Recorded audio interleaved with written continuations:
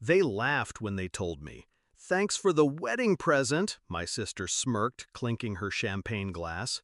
My parents joined in, drunk on their own triumph. I smiled back. Not because I forgave them, but because by then the wheels were already in motion. That lake house wasn't just property, it was my sanctuary. I bought it with my first real paycheck, one brick at a time. I worked weekends, holidays, missed vacations, all to build something mine. But in their eyes, it was just collateral, a resource to be repurposed for my sister's big day. She'd always been the golden child, the one they coddled. I was the reliable one, the invisible backbone holding everything up. When I was younger, I didn't mind.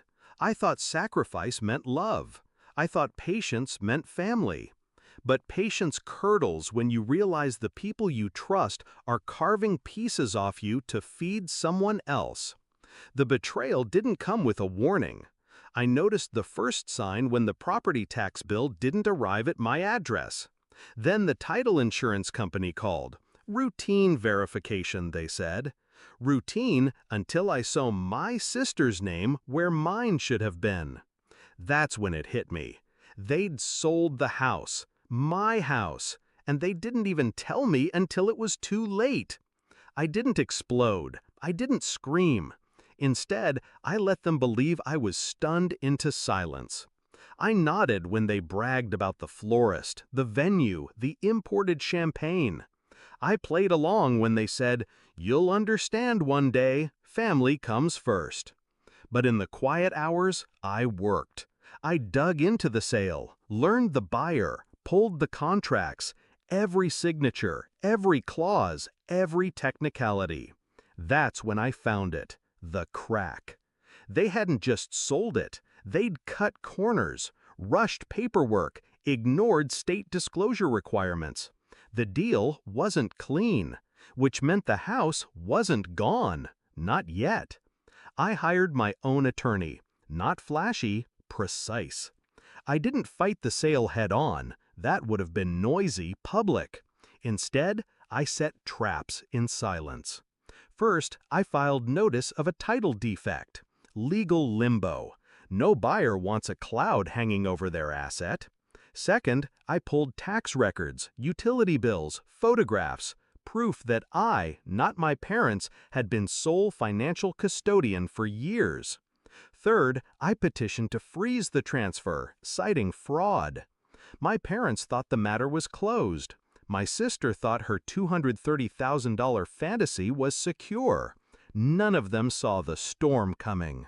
The wedding day arrived, lavish, overdone, a grotesque theater of excess.